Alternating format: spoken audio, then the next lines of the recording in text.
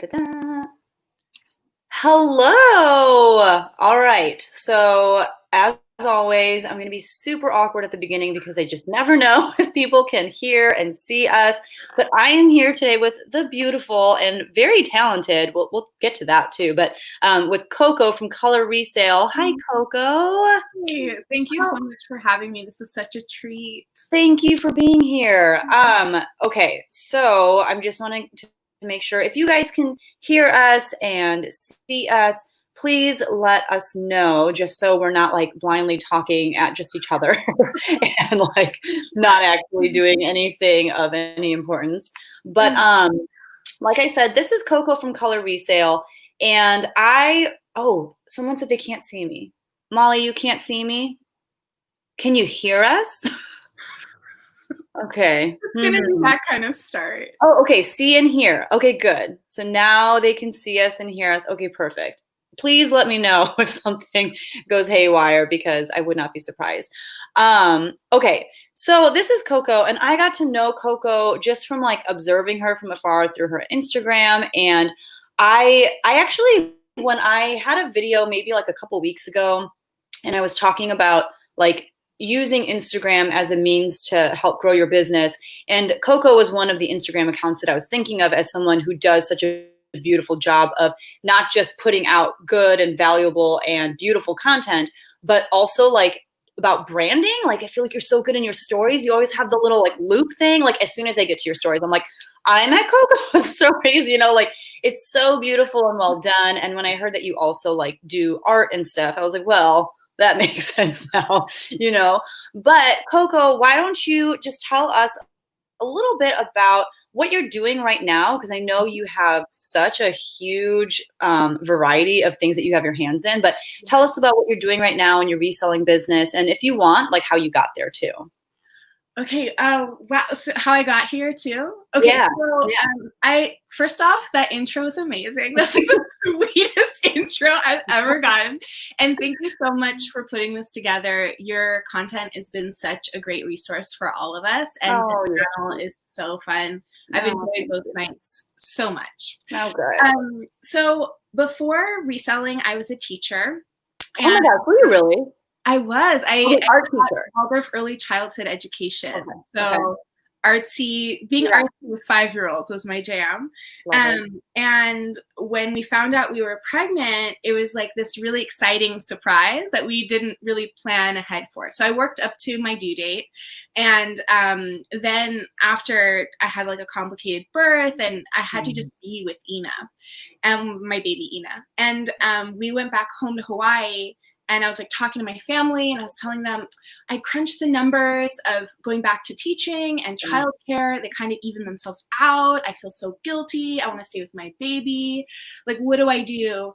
And the next day I ran into my aunt who didn't know anything about it. And she told me about Poshmark. And she was like going on and on about how she went garage sailing, which is something we did growing up, and how she was making a few $100s just by going garage sailing. Like, gave me no more information. And immediately I was like, that's exactly what I need. Like, that's exactly it. That'll be the stepping stone. It'll buy me a few months. And then like true Coco type A fashion, I went home and like did like 8 hours of research. Yep.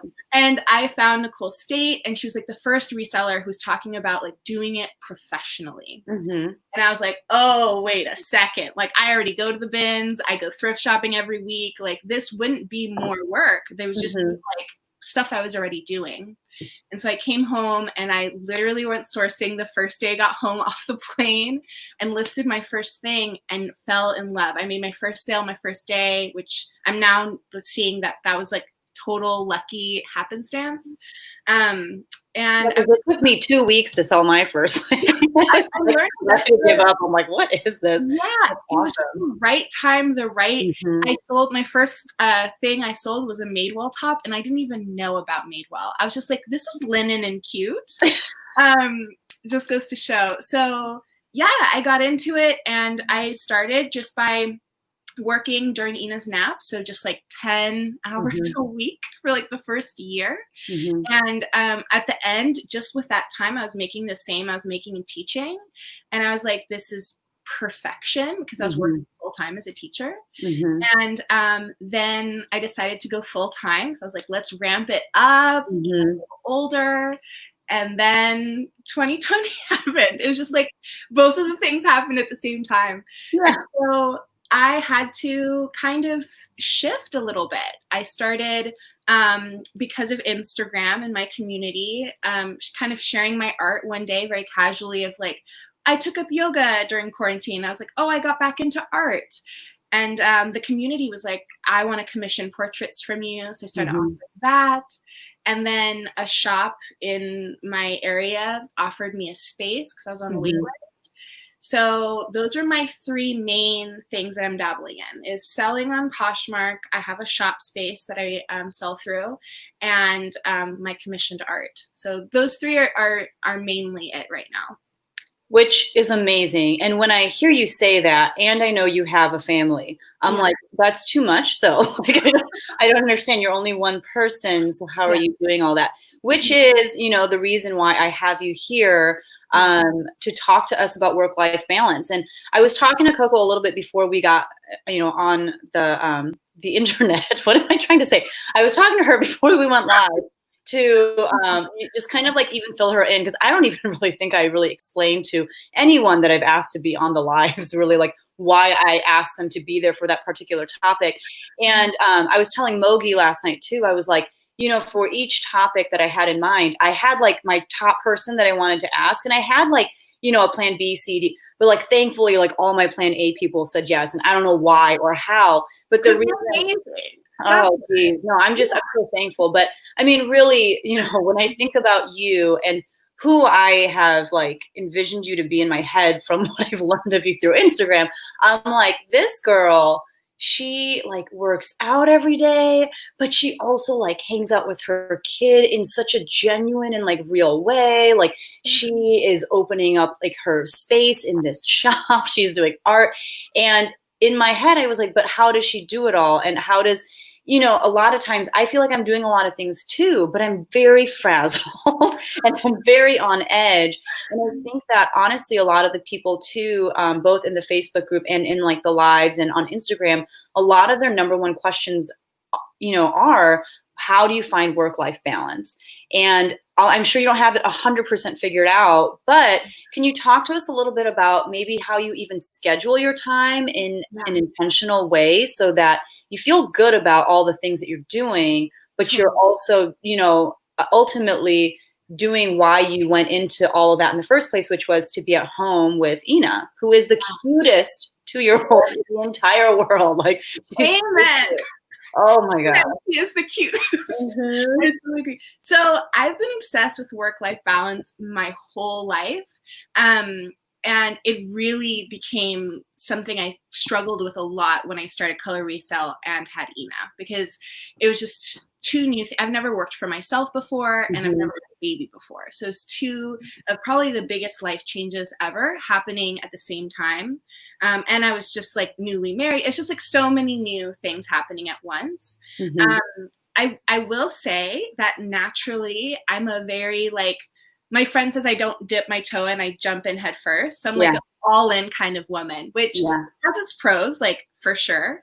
But one of the cons is if you're giving every part of your life 110%, it doesn't really yield to balance, right? So it's like, I know that a lot of people struggle with work-life balance, but I feel like I struggle like so much more. So because of that, I've done a lot of reading and research and tried out so many things, and like actively every single day work on it. It's something that I'll never just naturally, I'm not a chill enough person to like have it, you know? So I think for me, what I did first was I kind of established what work, life, and balance meant to me. And when I was teaching, it was really simple. Work was things I got paid for. Life was like anything that like gave me life, like made me enjoy life or sustained my life. So even though like rent and taxes don't like give me life, they do sustain my life. So that was kind of like in my life. And then balance, I looked at as like a pie down the middle, and work on one side, life on the other, and the pie was a day, right? So my ideal day was 8 hours of work, 8 hours of life, and then the rest was sleep, right? And then that was like, oh, that's a balanced day. And then I had Ina, and the pie was just like not even a pie anymore. It's just like the pie dish, like no more pie. And then slowly I started building up the pie. I started realizing I'm actually not getting 8 hours of sleep. Like that's just unrealistic. Yeah. I can't work for 8 hours. Like that's unrealistic. And so I had to kind of rebuild the whole model of what it looks like. And I'm noticing now actually that looking back to that first step of like evaluating what those words mean to you is something you need to return to during every season of life, during every season of the year. Actually, I kind of return to it because, for example, right now, Instagram doesn't make me money, but it fuels all of my money. Like all of my money is fueled through that. Like all the people who buy from me from Poshmark, I would say like 80% come from Instagram. Wow. 80% of my art business comes through Instagram. So I need it. Without it, I'm not really generating income on the level that I want to, right? So I read this book, and I'm going to totally mess this up. I'm so bad with names. I believe the author's name is Laura Vanderkam, and she wrote this book called I Know How She Does It. Have you read it? I have not. I've not heard of it, but I'm going to add it to my list of books that I don't read. Everyone's really curious about this. The book's not like, it has an amazing piece. I'll explain. So she interviewed a bunch of women who made six-figure incomes, were married, and had kids. And she asked them to document half an hour of their life by half an hour increments, a week of their life. So like wake up, take a shower, that would be like one half an hour, and so on and so forth. And in the book, she shares stories, which, it wasn't in alignment with me completely. Yeah. The powerful part is she shows the logs of these women. And my big takeaway from it was, if I looked at their day, none of them were in balance. Like not even one. Like for example, on Monday, Tuesday, they were on a work trip where they woke up at 6 a.m. and they worked until like 2 a.m. Like just like, like you would look at that and you'd be like, you are so out of whack. Like this is so not in balance. But then you look later on in their week and you realize they took 3 days off to take their kids to Disneyland or whatever. And so my pie changed from a day to a week, a month. I started like experimenting a little more with that. And then also honoring exactly what you said, which is that right now my world is my toddler, and I really want to prioritize her above work during this season. So I'm building a really good foundation. I'm making a good amount. This is probably the most money I've made, but I know that there's potential. I see the potential of more, right? But I have to honor it, and I have to say, okay, well, I see the potential. I see that it's possible, but I have to pick raspberries with my baby today for a few hours, because that's going to give me more life than, something else. Yeah.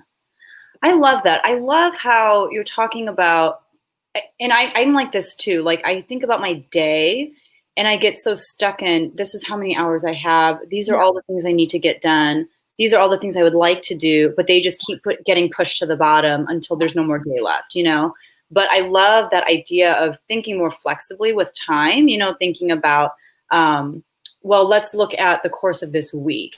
And maybe I am spending more intensive time in my business. Like for you, you're opening this space, or you did open this space inside of a store.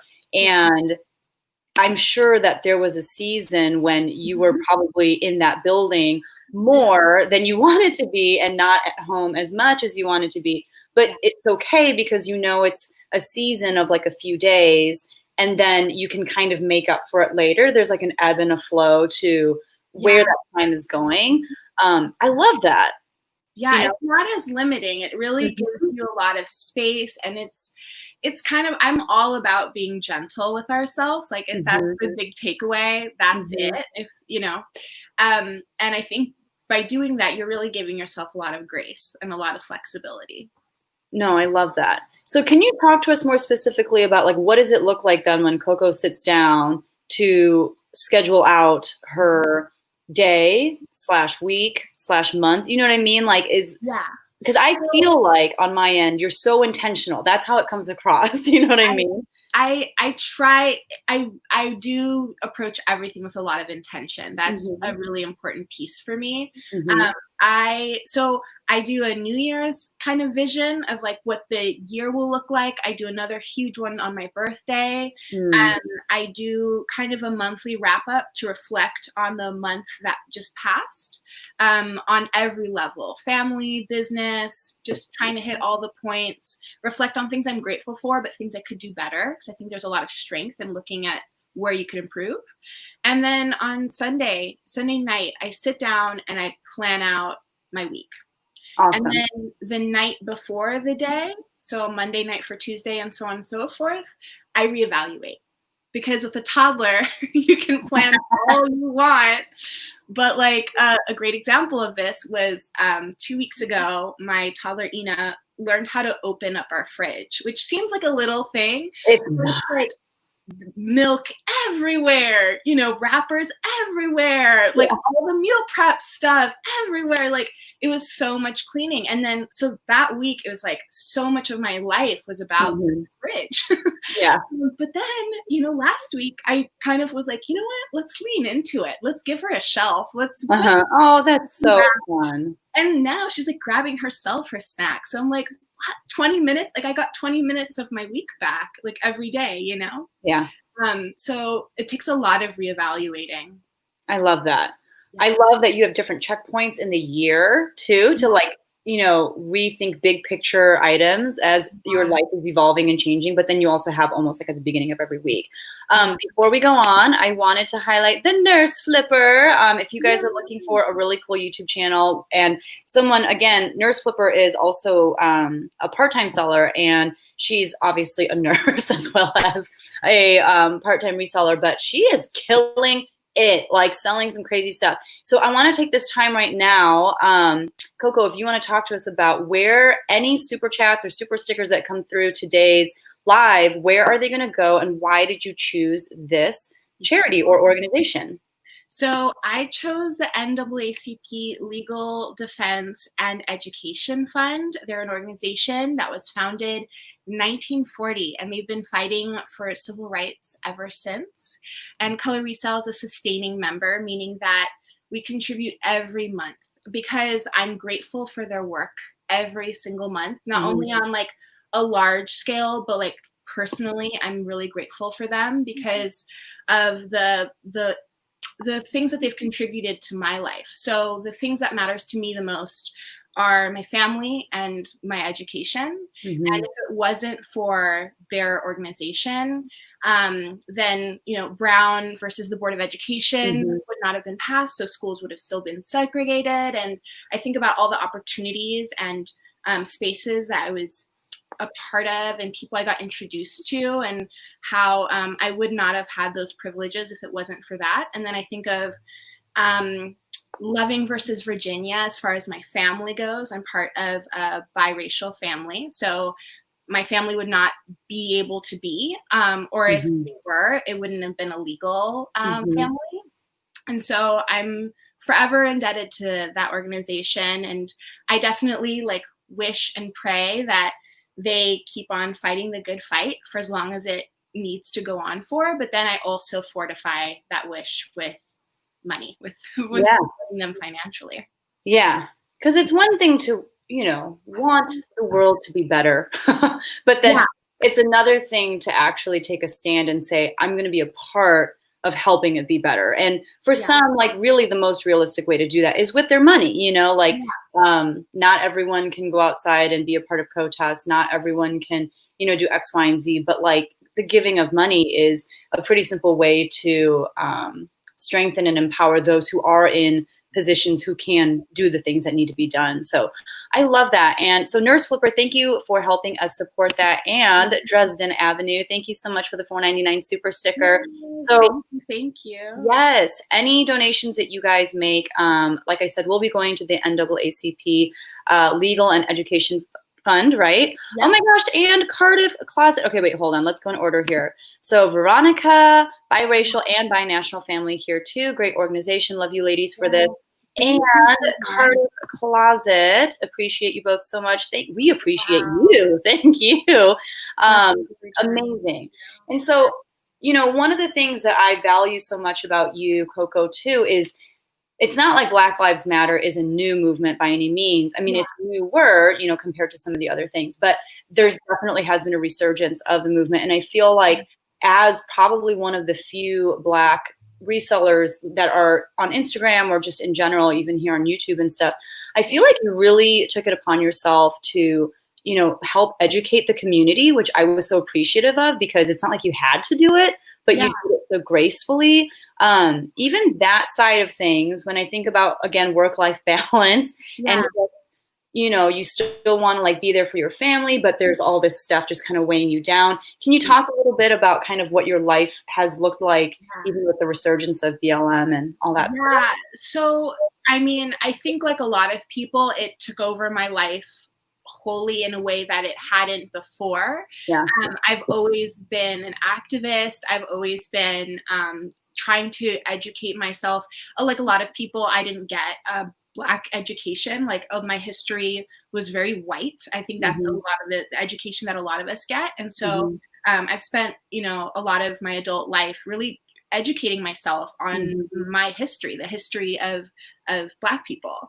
And what made BLM so emotional was that a lot of people that had maybe silently had some feelings were now publicly sharing it, Mm-hmm. to the point that it was so like triggering and overwhelming, and the Mm-hmm. amount of conversations that were happening. And so for the first, I would say, few days, I was just like paralyzed. I was like, Yeah. I don't know how to feel. On top of like dealing with two pandemics at once just felt so consuming. Yes. And I just, my husband said to me, well, like what is your heart telling you to do? Like what would feel good? Like could anything make you feel good right now? And I said I would love to just be a part of it Mm-hmm. in a way that actually made a difference. Mm-hmm. And so I have I have a background in teaching. It's something I feel really open doing. It's definitely not like Black people's work to educate people on the Black experience and Mm-hmm. racism, systemic racism. But I did feel really called to do it.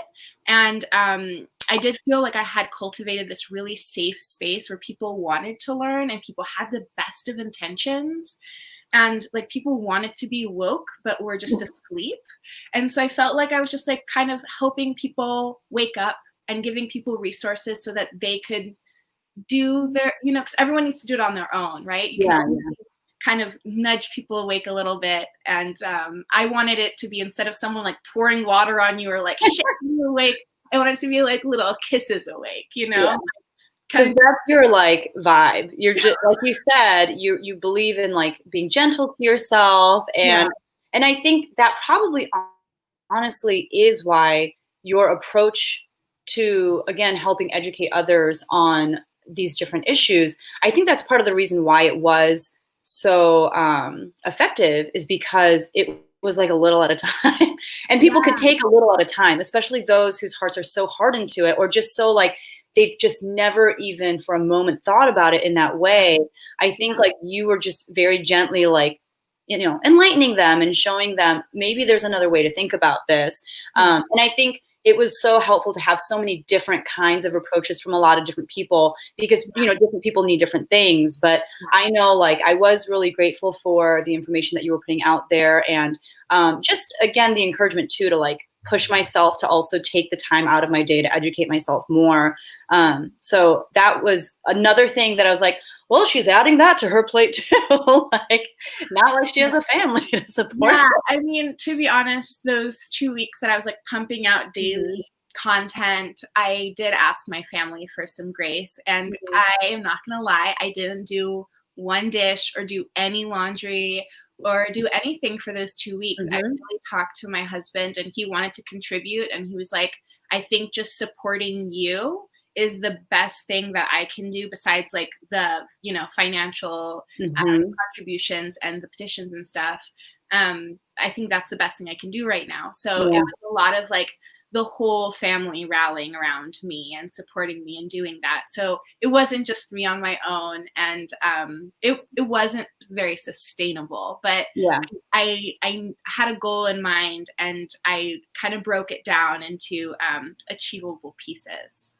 That's awesome. And I mean, I think that in and of itself, the last piece that you said, it definitely applies to really like any goal that anyone sets for themselves, is to break it down into achievable pieces. And I love that, you know, you asked your family and, you know, to support you in this way, and that they rallied behind you the way that they did, because I don't think people understand. Like, I feel like I put up pretty crappy Instagram content, especially my stories. Like, I just kind of like, oh, my kids are no, I mean, I'm very like in the moment, like, oh, you're running around naked, like, let me take a picture of your back, you know. But like, I feel like to put up good, valuable, helpful information, it takes time. And I knew when I was looking at your stories during that period of time, I was like, this is not something that she's just doing on the fly while, you know, Ina is just like, I mean, it's like you have to sit down and like take the time to present it in a way that people want to consume it. And so for that, you know, I applaud you and thank you for doing that work, because so good for me. Yeah, no, it was great. Someone else asked, actually, let me pull it up. Someone on my Instagram asked along those lines.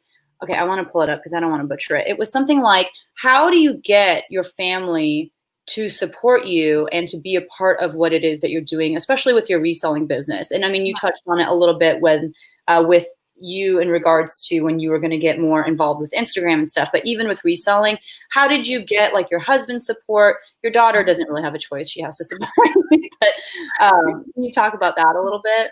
Yeah. So I think that I've realized a long time ago that expecting others to contribute to you is a horrible way to approach life, right? So it's like when people start reselling, they're like, I want to be able to sell $100 a day. I'm like, baby girl, you have no control over that. Like, you can't force someone to give you $100. What you do have control over is what you put into it, right? So you have control over like how many things you can list, right? Or like, you know, how many hours you spend sourcing. So I think that's the same way that I approach my marriage and my family. Is like, okay, the goal is for you to support me, but what can I do? Like, how can I support you? And I feel like by just like genuinely figuring out like what their dreams are and doing my best to support them, it just naturally is going to yield the same response back, right? So it's like, if someone's really not seeing eye to eye, maybe it's like, well, what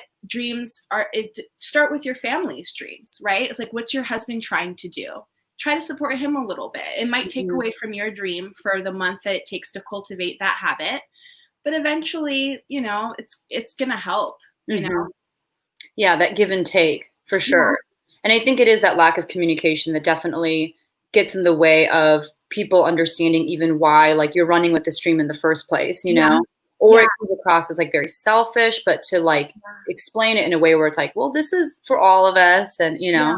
And that you're passionate about it too. I think people forget the magic of passion, right? Like we really explain like, this is my dream right now. Like, my whole heart is in this.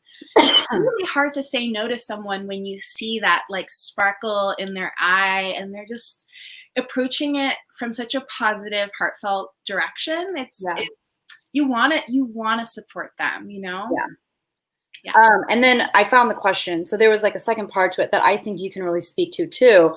So the real question was, do your kids, partner, family help with your business? And I think your answer is yes. But the second part was, my 5-year-old wants to help, but I don't know how to let him. And this is one of the reasons why, again, I love your Instagram stories, because I love getting like daily glimpses of Ina, right? And just the ways that you empower her to feel like she is helping you and she's a part of the process, and you're teaching her all the way. So how can, this came from Copper Halo Hair, how can Copper Halo Hair involve her 5-year-old? Great name, by the way. That's great.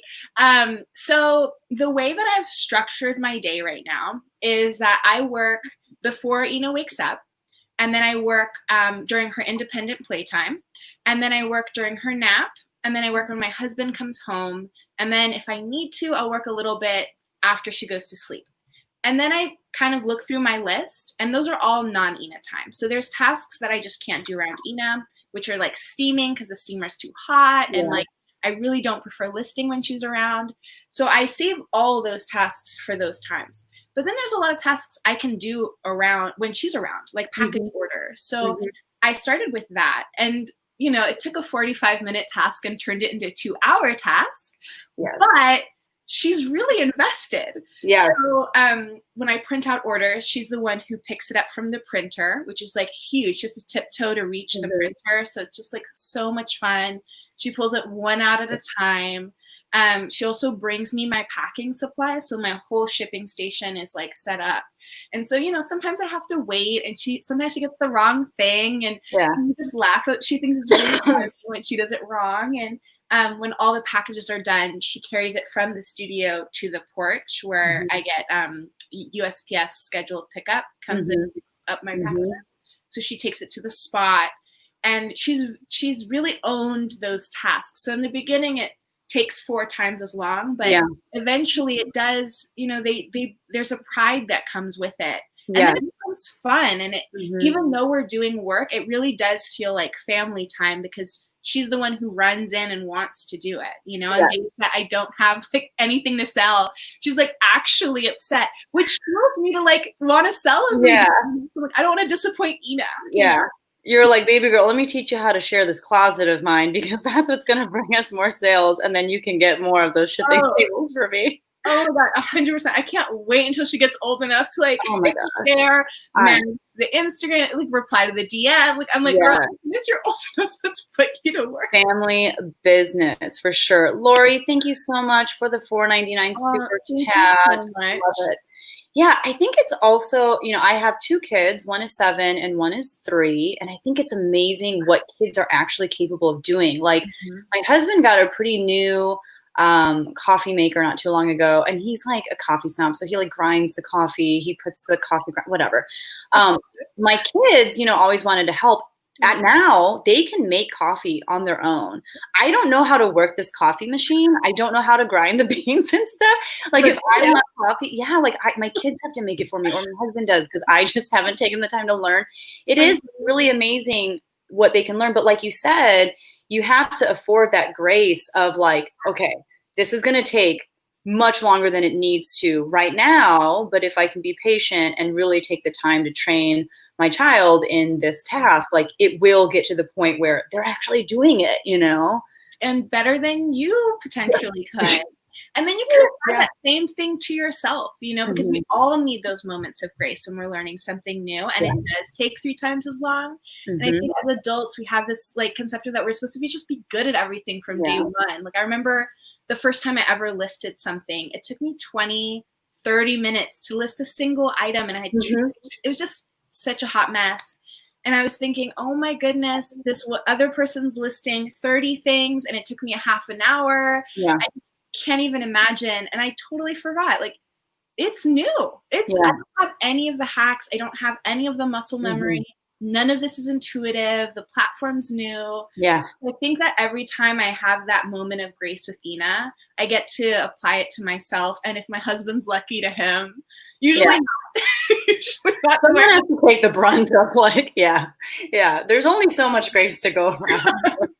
No, I totally understand. No, I love that. And it is something that you have to like build into your schedule, you know, like, I mean, my son, he's 3 and the boy is not potty trained yet, but I know it's because I have not like built it into my schedule yet. Like I know it's going to be like a week-long thing where like half of the day is us sitting next to this potty, and I have not scheduled for it. And so, you know, it's one of those things like you have to plan ahead. You have to know that it's going to kind of be a pain point for a little bit, but then it'll become this beautiful thing like it is for you and Ina. Like how special is that? That's amazing.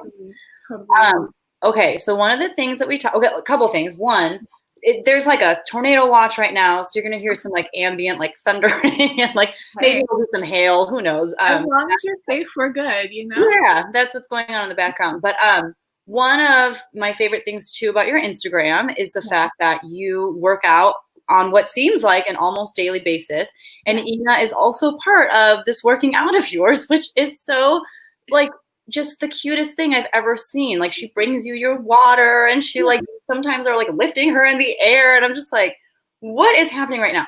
Can you talk to us about building in Mhm. self-care and building in, exercising and doing those kinds of things into your schedule? Yeah, so I should preface this whole story by saying I'm not an athletic person. My favorite report card ever was from my PE teacher in the 6th grade, and I got an A+, and next to it says, excellent but lacks movement. So I think that's like, it's like it just kind of says my relationship to like movement and exercise. Um, but I was having chronic back pain, and one day Mm, actually I was putting Ina into the crib and my back started spasming so hard that I had mhm, to just like stand there. Like I couldn't put her down. I mhm. couldn't move. I just had to stand. And it was that day I was like, okay, breaking point. Like I have to be able to put her in I don't have help, I don't Yeah. have a nanny. She doesn't go to childcare. It's Mhm. just me and my husband on the weekends and nights. So it's like, she needs to get in her crib. Like I need to be able to pick her up. She was just learning how to walk. So I was like, I need to be able to like hold her hands and help her when she's learning how to walk.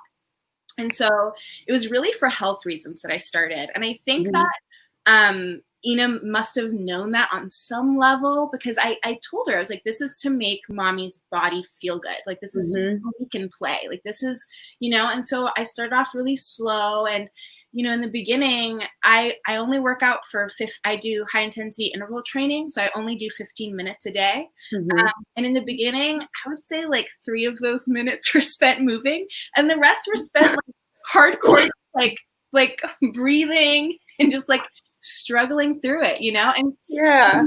in the beginning, it was like I would stop and like tickle her or kiss with her or drink water with her. So I think as like she became more committed, I also started to gain strength, and so we kind of Mhm. both grew together. And now she pulls out the yoga mat every day and she's like, okay, like so she's like my coach now. But I definitely think that I don't know what fit people, if you can sustain it for 15 minutes, you're asking your kid to be able to keep up with 15 minutes of something new. And depending on the age of your child, like 15 minutes is like, 10 hours for adults. Yeah. Yeah. Um, I think that was kind of a blessing in all of that was my lack of strength. No, that's so beautiful though. And you created a situation where you were going to be held accountable to her too. Just like, why aren't there any packages today, mom? But it's also Yeah, like, I'm rolling out your yoga mat. Like, why aren't you getting on it and doing what you said you were going to do? That's yeah, amazing. You've built this kind of culture in your home that this is something that happens every day because it's yeah, good for us. And now she's going to hold you to it, whether you like it or not. So that's amazing. I love that. totally. Yeah, Um, habits really help. I swear by them. I think that that's like the biggest game changer. If anything can just come naturally and you don't have to like, plan it in, it just naturally mhm. happens. That's the Yeah. sweet spot. I love this comment from D. Nicole Life in Moderation. She said she has cultivated a relationship with her daughter that she likes and looks forward to spending time with her mommy. I love that. And that really is what it is, I think probably the thing I'm most guilty of is I feel like the things I say the most are like, okay, just hold on a minute, or like in a little bit, like I have to, and it's always like putting them off because I have this task at hand. But again, like you have found a way to incorporate them into the tasks that are a part of your everyday, and it gets to be like mommy daughter time, and that's so special. So that's something I'm going to try to be creative about now too, is like, how do we get them involved?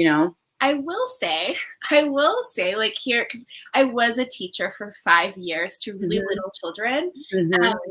that like Ina's very easy. Like I'm gonna just say that she is a 2-year-old, right? So it's like she has Hmm. like, all the big feelings of a 2-year-old. We have all Uh-huh. the friendships, but like there's different levels of activity. There's Hmm. different temperaments. Like so, I think that we just jive really well. And there's also just one-on-one. And I think if I had another Hmm. kid or and just if the dynamics changed a little bit, Hmm. it wouldn't be as easy. So Hmm. um, it's a tricky thing, and it's so individual. It is. If Yeah. your kid is like screaming and running around and ripping things, and you're just like, oh, like Coco can do this, why can't I? Like, not the same.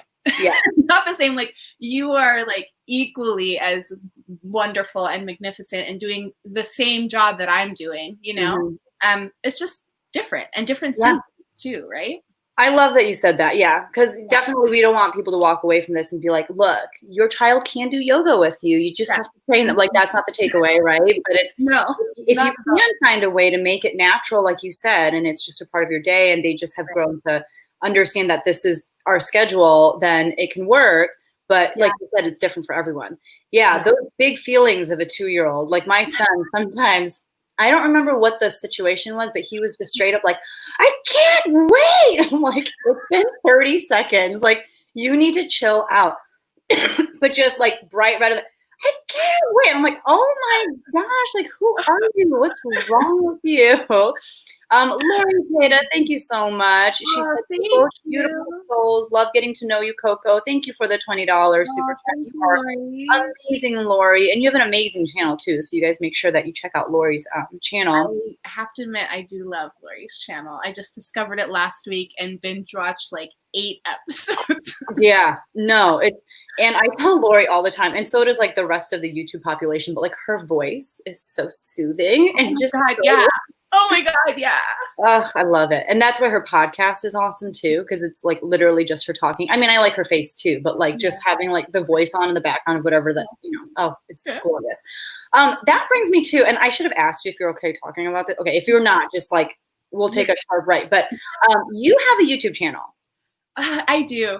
I do. I watched a couple of your videos, I remember, but and I love your vibe and your style. But you had like posted today on your Instagram, and again, always coming back to your Instagram. I love how just like honest you are, and you always just like put yourself out there. But one thing that you had asked was like, I don't know what to do with this YouTube of mine, guys. Like, what do I, what direction do I take it? But talk to us too about like, that's another giant piece of this pie thing that you were talking about. Like, how does that fit in? What are your plans for that?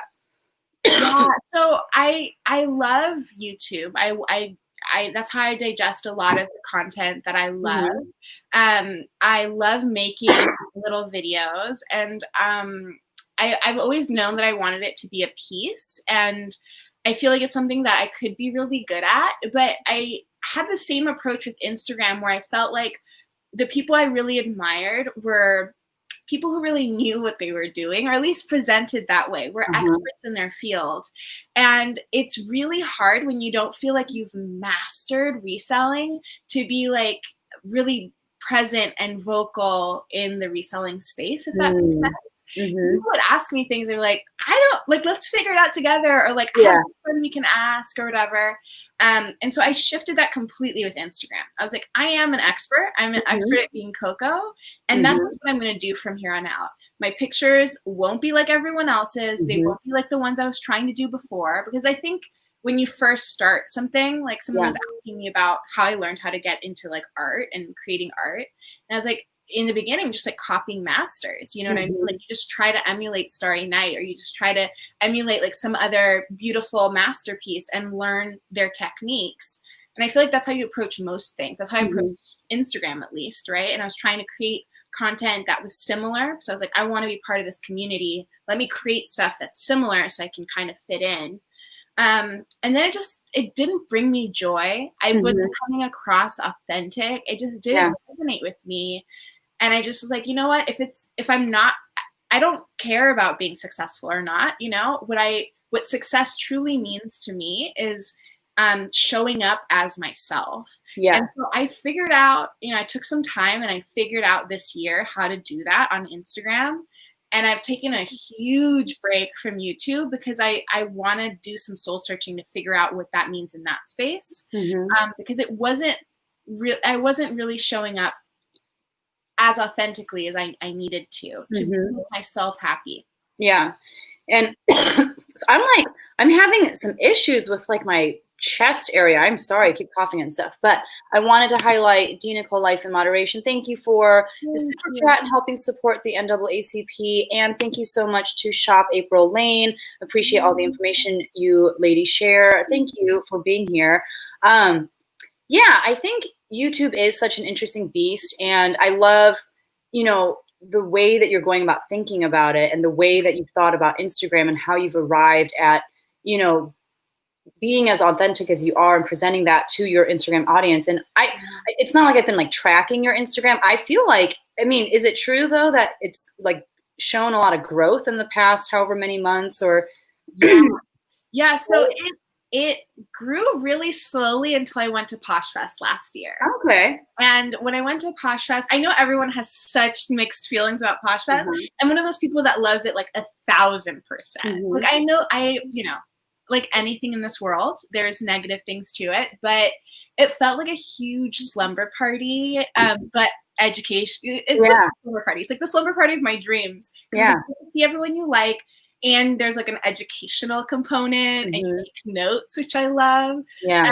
And so I was so fueled by that experience. And I had so many people. I stayed in this Airbnb with a bunch of ladies. I think there's 8 of us all together.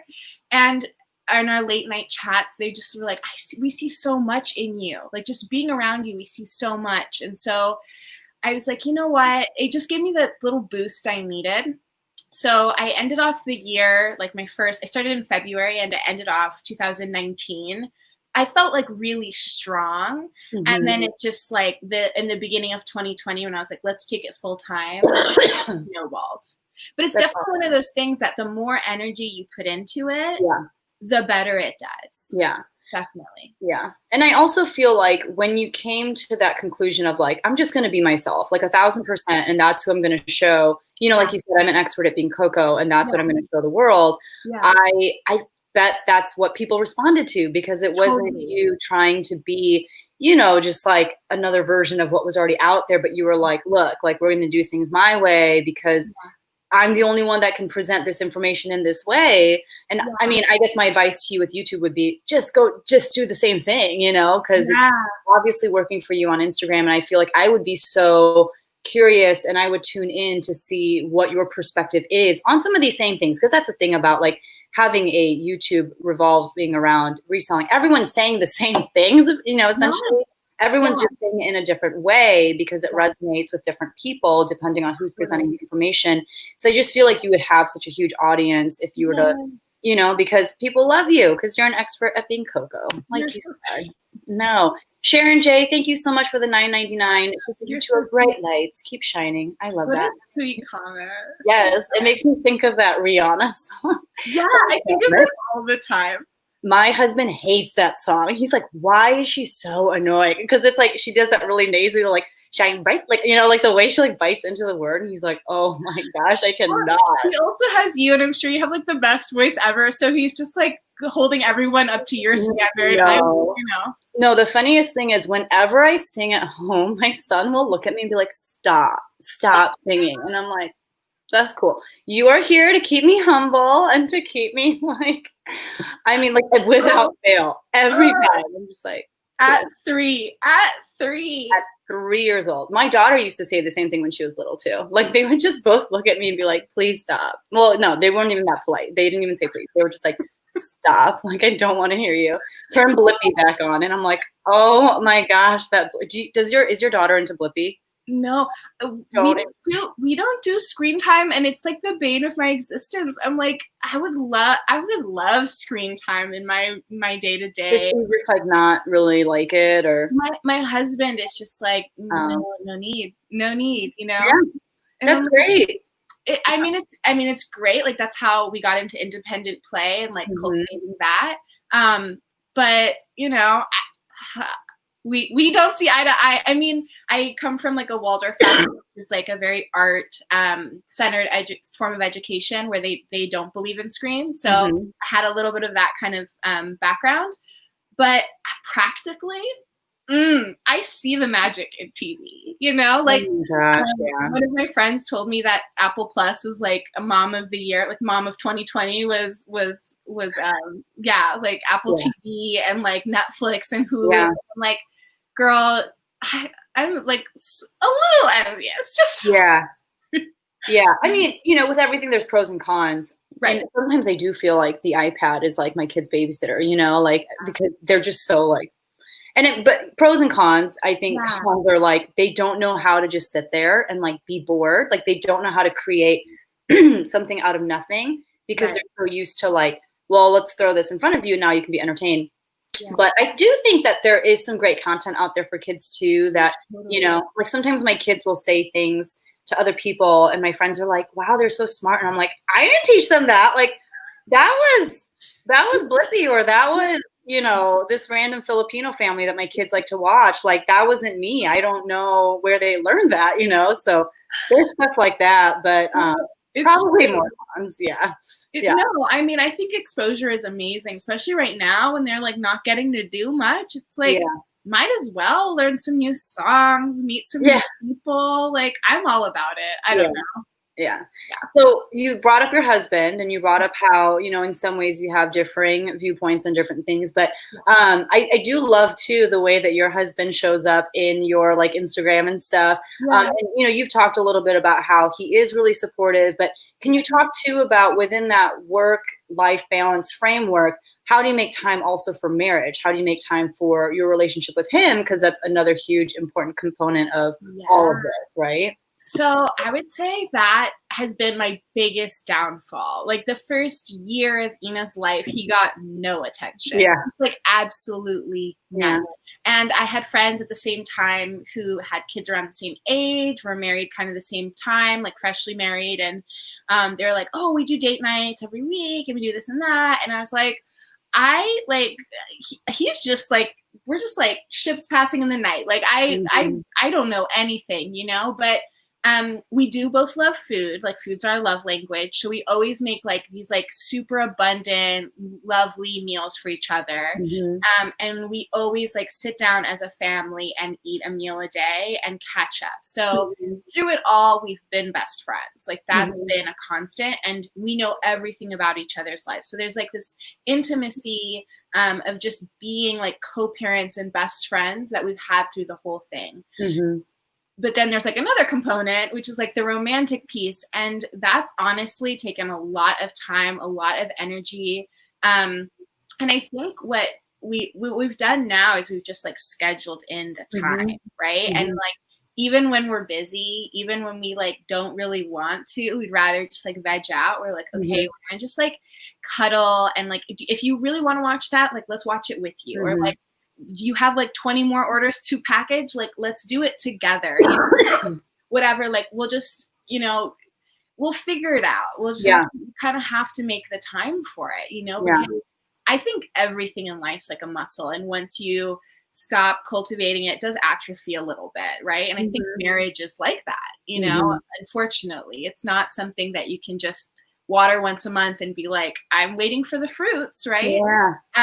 So I'm definitely still figuring out that piece, and it's become so much harder now with quarantine, because we can't go out for like dancing or movies or what I mean, all these other elements that we really loved before. So we're figuring it out. We do date nights a couple nights a week. We like to drink together. So like always like celebrating, we try to celebrate the small things. So that's kind of how we do it. But completely transparent, it is not easy. And it's definitely not something that I've mastered at all. No, it's hard. And like, I mean, I think the way I looked at it, especially when my kids were younger, it was like, look, you can take care of yourself, but like this child, and I really think it's when you have a kid and you're just like, look at, like, they're so, what are they going to do if I don't like pay attention to them? Or, and I think that was kind of what we weren't prepared for. Like, I knew like having a kid was going to change things. I didn't know it was going to change it so much in that way. And I don't think I ever looked at my husband as someone with needs in that way either, but then all of a sudden I was like, oh my gosh, like what happened to you? Like, why are you so needy all of a sudden too? But I love that you guys are still figuring it out, and you have like this day or this time built into the day where everyone knows like we are going to come together. We are going to spend time as a family. But yeah, it does get easier, I think, as the kids get older and they're less needy. Like, I think you kind of like rediscover each other again, because you're like, oh, like I can hang out with you again, that's hard. I'm thinking like it's hopefully at some point this all ends and like dates can become a thing again, and she's going to go to school when she gets a little older, and like, things will shift and change. So we had been together for 5 years before we had Ina. So we had like a really strong foundation going into it. Like I honestly can't imagine being one of those families that gets pregnant right away and doesn't have that to lean back on, because you know, sometimes with the no sleeping and the, you know, figuring out like bottle feeding and breastfeeding and diapers and like, you know, you're just like, you lose everything and your cup is so empty that having this like reserve of like 5 years of like love and like joy to like pull from really helps. That's good. Really helps. That's really good to hear. Okay, so I've been trying with all of my lives to try to cap it around an hour. We always kind of go to like an hour and 15 or something. But if you guys have any questions that you want to throw Coco's way, please do so. I have one question for you as we're, letting people's questions come in. Yeah. So what then for you in any given day would be your non-negotiables? These things have to happen. Yeah. And everything else, if it has to go by the wayside, there they go. But what things have to happen? What are your non-negotiables? First and foremost, sending out orders. I really, really, really like to send them out quickly. Like, because I'm doing it a little differently, like I don't sell like higher, like luxury items. Like I'm selling a lot of bread and butter and a lot of vintage. And with vintage, very cool. Yeah, with vintage, it's Poshmark's not the place. Like I know, but there's a few of us that are doing it, and I'm like, let's like rev it up, you know. So I want the experience to be amazing, so they give vintage a try again. So I'm like, the best way I can do it is through shipping. So shipping is a non-negotiable. I have been in the habit of sending out offers to likers, maybe not to all of the items, to all of the likers, or whatever, but I think like at least a half an hour, because almost all of my sales are from people through Instagram or through offers to likers. I very rarely have someone that's like out of the blue, found your stuff, full price. Like that doesn't really happen that much, especially with the vintage pieces. So that, and then Instagram. Like Instagram, I need to do not a post necessarily, but to my stories, it has to. I think there's like some kind of subconscious thing that if someone sees the ring around your icon, they're more likely to interact with your account, watch your stories or follow you or engage in some kind of way. And then you're active. Yeah. So that, I think those are like the three for work, the three like non-negotiables. Awesome. Do you have non-negotiables, you think, for other areas of your life? Oh, for sure. I have more than three but working out is definitely one of my non-negotiables, just because it's like, not only is it helping my back stay well, but, I am a very stressed out, very worried person, and that alleviates so much of it, because I get to let it all out and you get that burst of endorphins for 15 minutes. I think it's like the miracle. I'm like, why didn't I know about this sooner? Yeah.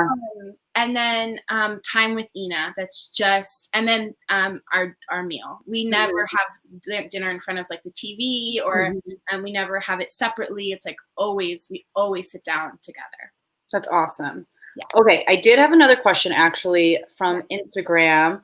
I just lost it. What's wrong with me? Why can't I get a handle on? Okay, I took a snapshot of it. So here we go. How often do you take time off from reselling? Like, do you ever allow yourself to have a full day off or just seasons off? And I know you just talked about, you've taken a big break from something like YouTube, but as far as reselling goes. So I just had my birthday on the 5th, and my gift to myself this year was taking weekends off. Oh, great. I have not been successful yet. But I did take off like last Sunday all day. I took off. That's one thing I do struggle with, is taking because even if I'm taking a lot. Oh, sorry, that's my we knew it was coming. You and I knew. Yeah. It's my computer says what time it is. It keeps me on track through. I told you guys I have like no chill. This is like proof that I have no chill. I love it. Yeah. So I don't actually at the end of this month, we're going to an Airbnb, and I don't know if there's going to be any kind of service or anything. So it'll be like a forced 4-day time off, and that'll be really interesting. But I actually haven't in the past, even if it's just packaging orders, sending out offers to likers, you know, even that with Ina takes like time, takes like 2-3 hours depending on the amount of orders. So even in those two things, which I would be like, oh, I didn't really work, it's still, you still work, you know? So, but I do take really slow days where I do just work like 2 to 4 hours. No, that's fair. Yeah. All right. Songbirdy92 asked, what was the most valuable tip you learned at Posh Fest? Oh, that's such a good question. I've never been asked that before. So many things. I think really sharing. I mean, I know everyone's like, share your closet, right? And I don't think I understood really the importance of it until I went to Posh Fest. Like, if you don't share your closet in like a week, good luck. Yeah. Unless you're listing new stuff and then that new stuff gets attention. But I think that was really like a drive home. I think just how, like, truly how supportive the community is. So before I was like really nervous. I'd be like, I don't want to ask her this question because like she's probably going to see me as competition. And being in that space and realizing like, oh no, like everyone's like on the same journey and wants like to lift everyone up together. I think it's really like fun to think of it like as an idea, but in practice, it seems like that couldn't happen. But then in person, you're like, they mean it. Like this is such a welcoming community. So I think those were my two really big takeaways besides like all the analytic type of like back of house stuff that they share. I love that. Like everyone who works back of house had like these like lectures and spreadsheets, and I love a good PowerPoint with a spreadsheet. Like I just love it. So a lot of that, like the data stuff, I got a lot out of that. Yeah. Awesome. Okay, I want to highlight Sony for the $5 super sticker. And she was the one that asked the question, I think, about taking time off. So she was really happy that I asked that. Thank you so much for helping us support the NAACP. I love that.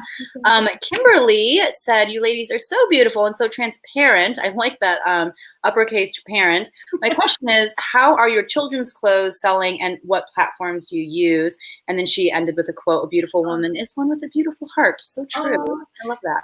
So I haven't really been selling children's clothing until very recently. So I just today went to my favorite, here in Oregon, we do these like huge kids resell pop-ups. Oh yeah. Usually where I buy like most of Ina's stuff. So I go twice a year. They have one in the spring and one in the fall. And so what I do is I just like save like tubs of her stuff. And then I sell and then I buy, and it's just like this huge thing. So they canceled the one for this year, or they postponed it.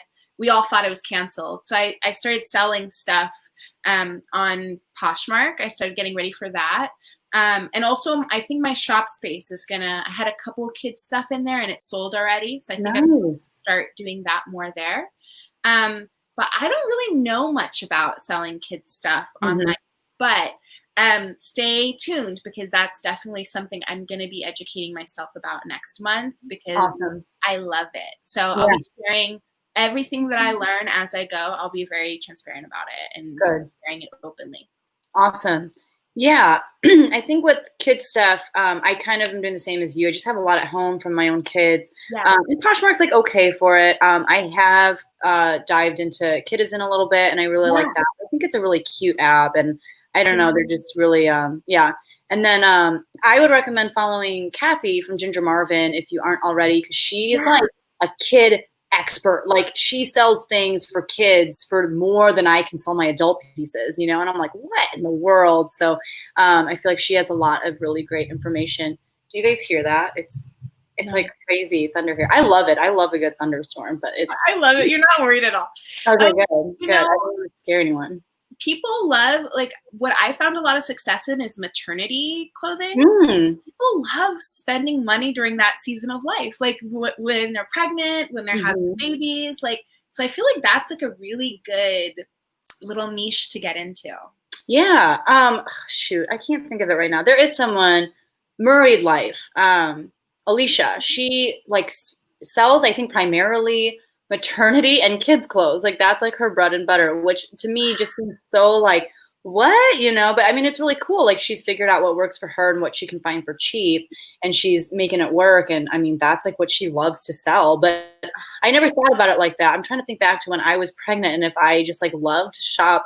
I know I did a lot of like nesting shopping. Like I was like, we need this stuff. And my husband was like, your baby in your tummy is not even the size of like a kiwi yet. Like, what are you talking about? They need this stuff. And I'm like, I'm just saying, like, we need to, So I think I can remember that a little bit, like, that need to buy stuff for sure. Yeah. Oh my goodness. Okay. Well, we are at 8:06. I am so thankful that you were able to come on and just talk to us a little bit about, and obviously, everyone knows this and everyone talks about this, but Instagram, it's a highlight reel, right? Like we all know that. And yeah, like I choose not to like show videos of myself like screaming at my kids and stuff. And I'm sure you have like, bad moments too, where you're like, oh God, like I suck at this today. But generally speaking, I feel like, just I get so much like joy and zen and just like peace from watching your stories. Cause I'm like, this is someone who is giving it her all and showing up for her family and for her work and for what she's passionate about, So it's so really good to me. I want you around every day. Well, it's because you're like good to yourself and just a good person. So it's easy to, I'm just saying who you are. But if you guys don't know Coco yet and have not checked her out on her different platforms, let me pull it up. I should have asked you to, but this is correct, right? Color Resale on YouTube and Instagram. Yep. And, just keep poking at her on Instagram and tell her, like, please get your YouTube up and running again because we want some YouTube content from you as well.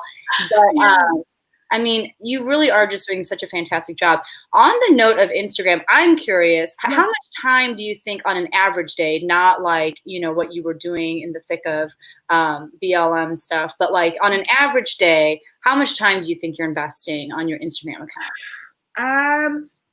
So one thing I stopped doing was scrolling through Instagram. Mm-hmm. I no longer do that. I cut that out 110%. So I think the same amount of time, it's crazy to think of how much time you spent just like mindlessly scrolling through. So I really took those pieces out. Now I'm really intentional with what I do. I'm really bad at answering comments, but I do answer all of my DMs, which I'm so proud of because it's crazy. But I honestly couldn't tell you. I spend a lot of time taking pictures, just like for Instagram, but also not for Instagram. So I don't count that time as Instagram time because I feel like I just do it without. But it does take me a while to like write my captions and to like actually think of what I want to say and get my point across. So I'd say that's where I spend most of my time every day. And I would say it's like a few hours, and then I would say it's like like 3 to 4 hours. I would say not daily, maybe daily, because I am replying to all those DMs. That does take so long. It does. Stories too, all throughout my day. It's everywhere. So no more scrolling, no more stalking the Kardashians, like. Oh man, I bet they're so upset. Yeah. No, and I think that's important to note because I think a lot of people look at those with larger Instagram accounts and they're like, I don't get it. Like, why don't I have that? But you're investing time there, a lot of time. Yeah. Like half of my work day, like sometimes, and like I have to be really intentional with like what, and then the other thing too, like people are always like, what's your balance of like private and professional? I'm thinking these days you kind of need there to be a balance because if you're just like, this top's available at my, like shop, promote. It's kind of like it's kind of like if you were going to watch like an episode of Friends and it was just like all commercials and you're like, where's the Friends? But then at the same time, like Friends, like it takes money. So they do need ads too. So I'd say like approaching Instagram like that is really important. Having there be a balance. Yes. And I think, that's part of the reason why your presence on Instagram is so big is because you give people a reason to come back. Like, there are those accounts where it's literally every probably 90% of their posts and of their stories is, this is what's new in my closet, or like, I'm running a sale, or this or that, which, like, I think it could work for some people, maybe, but I think, one, you're doing a little bit of that. And like you said, you're driving so much traffic from your Instagram to your Poshmark closet, but you're also letting them know, like, who they're supporting. Like, why should you come to my Poshmark closet? Because this is the life that I'm living. Like, this is what you're supporting.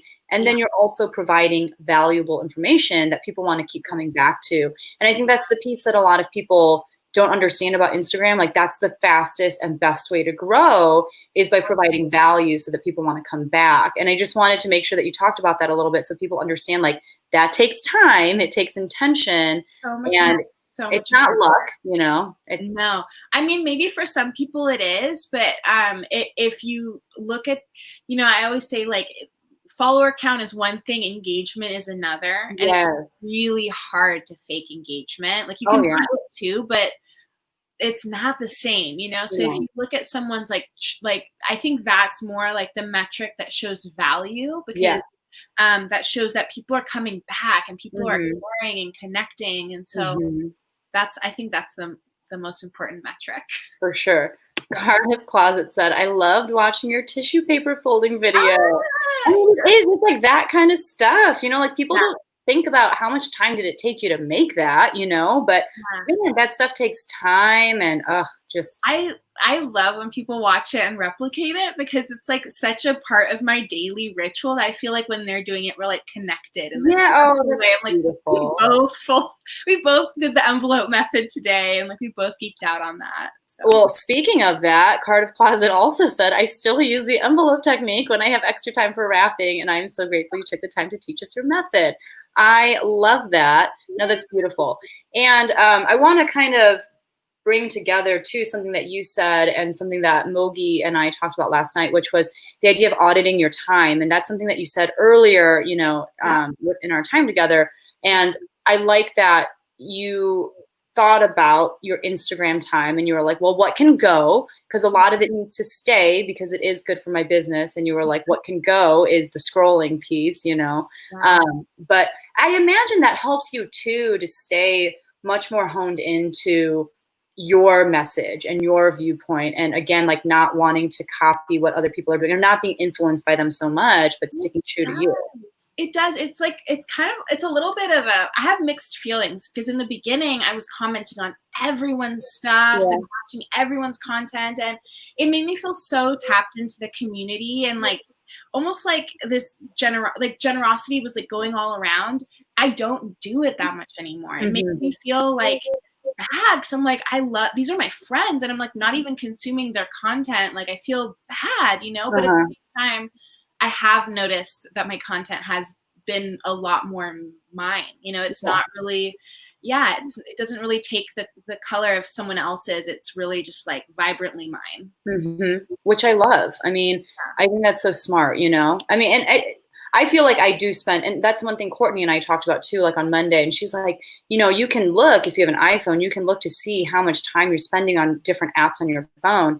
And she said, like, I noticed I was spending like 8 to 10 hours a week on Instagram. And it was literally just me, like, flipping through people's stories and looking at, my feed, and just not doing anything that contributed to my business.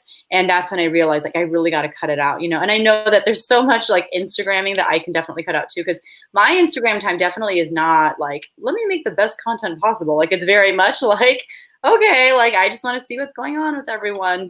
And I think there is some value in that, and that sense of community and stuff, but also, like, if you're at a loss for like, what is my voice here on Instagram, maybe you got to shut out all those other ones, like you've been doing. And who knows, like, what you're shutting out. Like, I have some really close friends that are large accounts, and they don't answer their DMs. Like, they answer their like friends, but all their requests, they just let it go. And I make a point to answer each and every one of them. And that's my time suck on Instagram. But I also feel like that's what really has cultivated some of the deeper connection. And so I'm not willing to part with that just yet. I know that it would, it's a couple hours, which to me is like gold, that I could spend on something that would generate more money or whatever. But I also feel like I owe this community a lot, because everything I learned was through social media. Everything. I didn't learn any of it. Well, that's not true. I did some trial and error did happen, but I really credit my success to the community. So if any way that I can give it back, and it is a lot of these questions, a lot of the DMs are people who just started off that have questions that need to be, you know, I try to share resources of like other people's content, you know, that have already answered it more eloquently or are more, know better than I do. So I do, you know? Yeah. No, that's great. I have to highlight this because this is amazing. I'm going to take a picture of this because I want to remember this. But Text Factor Tracy picture. Okay. They said, I keep track of my time on the daily time tracking app. It regularly asks you what you're doing at the moment. You don't really have to remember to log anything. You just choose your activity from a menu. I love that. Like it just is kind of auditing your time for you. So you can look back and be like, so where did my time go? And this will tell you. I'm going to try that. That is amazing. Thank you for that tip. That awesome. Is so helpful. I did it with pen and paper for like a week after I read the book. But having the app, that's smart. I like that. And I like the idea of like, it just asks you randomly versus you having to remember. Yeah, that's very cool. And Cardiff wanted you to know you have such beautiful branding, which you really do. It is phenomenal. Yes. Thank you. Well, Coco, do you have any last imparting words of wisdom for us as we move forward from here? I do. I really hope that each and every person watching takes a moment today, this week, whenever, to just like appreciate what they're doing. I feel like that gets lost in the mix of this, like everyone wants to hustle and like the worth is so based on dollar amounts that I really hope that everyone's seeing how well they're doing already, and that you're already living someone's dream. Someone's dreaming of exactly where you're at right now. Yeah. So like live it, you know, live the dream. What a beautiful sentiment. Yeah. Because we often we're looking ahead so much that we forget to enjoy the now, for sure. So. Yeah, and like be proud of it too. Like not only enjoy it, but like have like pride in your work and what you're doing. And like, yeah, it gets overlooked so much. I feel like society doesn't value people enough, and then we don't value ourselves, and it's just like a vicious cycle. Yeah.